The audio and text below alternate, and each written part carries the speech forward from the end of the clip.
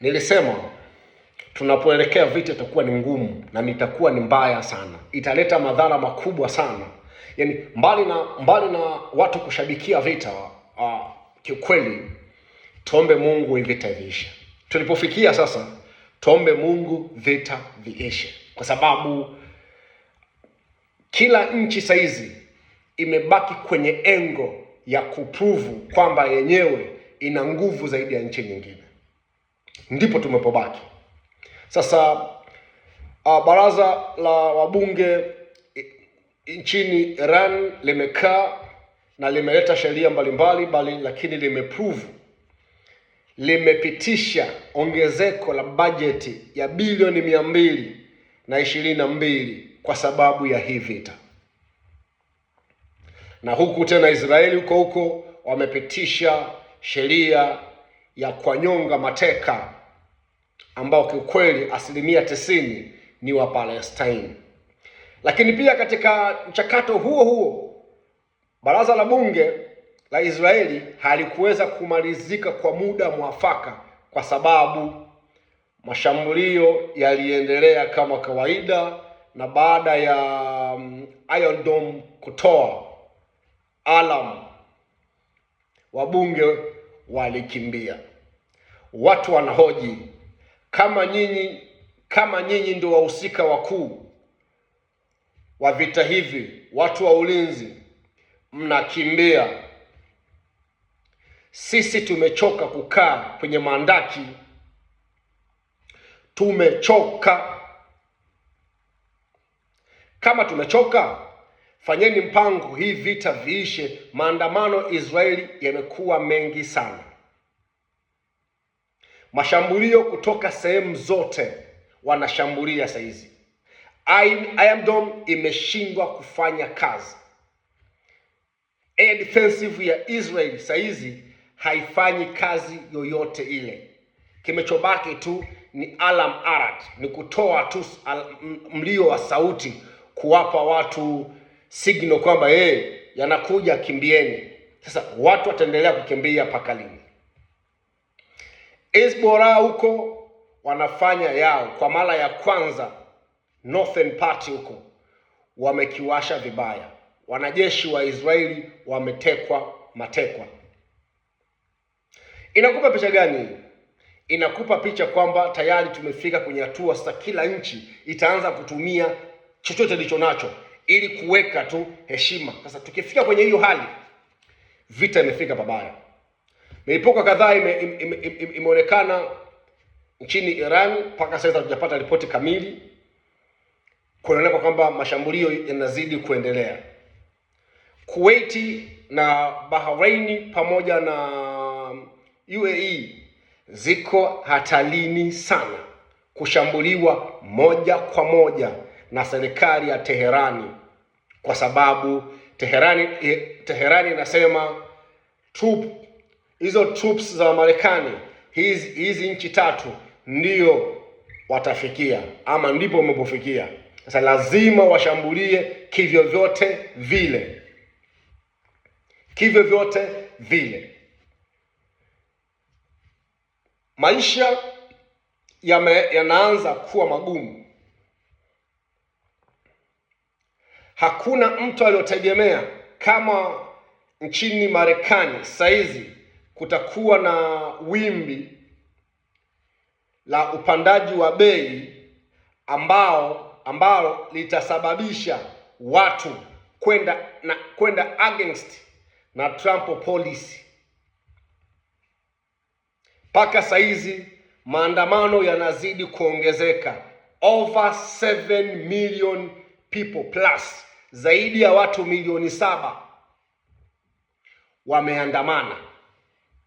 Haijawahi kutokea in USA history, haijawahi kutokea. Sasa hapa ndipo unajua kabisa kwamba kilichofanyika sio matakwa ya watu, sio matakwa ya serikali. Sasa jana Trump wakati yuko kwenye conference White House, ilisikika fujo kubwa sana na milio ya risasi nje ya White House. Hakumaliza kumaliza place yake, wakamficha. Kumbuka Marekani ni nchi ambayo inahusishana sana na masuala ya uaji wa viongozi wa juu sana, na nadhani uliona wewe ni shahidi wakati wa Trump kampeni alikoswa risasi. Sasa tayari ameshaanza kuwa na wasiwasi, anatamani kutoka. Ripoti zinatoka White House kwamba Marekani wako tayari kujitoa kwenye vita pasipo hata mfereji wa Hormuz kufunguliwa. Maswali mengi wameuliza wataalamu wa masuala ya siasa na vita kwamba vita vyote ambavyo marais wengi wa Marekani waliopigana Gulf zilikuwa zinafadhiliwa na zile nchi za Gulf. Kwa mfano kama Saudi Arabia walikuwa wanatoa pesa nyingi sana, Qatar walikuwa wanatoa pesa nyingi sana, UAE walikuwa wanatoa pesa nyingi sana, Jordan walikuwa wanatoa pesa nyingi sana, pamoja na Kuwait, Oman, Iraq walikuwa wanatoa pesa nyingi sana ili zile vita zizidi kuwa moto.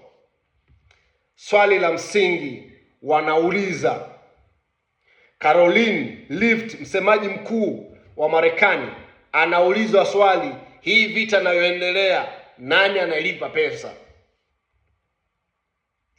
Akajibu kwamba yes, kuna mpango ambao uko, Trump wanatamani sana hizi nchi za Gulf zichange pesa. Ndio maana nikakwambia juu last week kwamba Trump aliziambia kwamba ili tuendelee na vita inapaswa walipe bilioni 5, na ili waweze kusimamisha vita walipe trilioni 2 na bilioni 500 hizo nchi za Gulf. Kumbe ndio mchezo kwamba vita vyao waga vinasponsiwa na hizi nchi zingine ili mambo yaendelee. Sasa unapata picha gani? Marekani imeingia kwenye wasiwasi mkubwa sana wa mtikisiko wa uchumi. Bajeti imeongezwa. Israeli ilikuwa nje ya mategemeo yao, hawakutegemea kama kweli hili litakuwa. Na Netanyahu na serikali yake bado watu wanalaumu vile vile kwamba wingi wa wabunge ndio unawapa nguvu wao kufanya haya mambo yote. Lakini kiukweli hii vita imegharimu sana. Wananchi wa Marekani wanaumia sana, watoto wao kupelekwa kwenye vita ambavyo wao wanapigana, hawajui wanapigania nini. Mpaka saa hizi malengo na madhumuni ya vita bado anaanza kudivert kwamba mimi natamani nichukue kisiwa cha Calgary ili kuweze kumiliki mafuta. Anambia bana, hiyo ni mambo yako.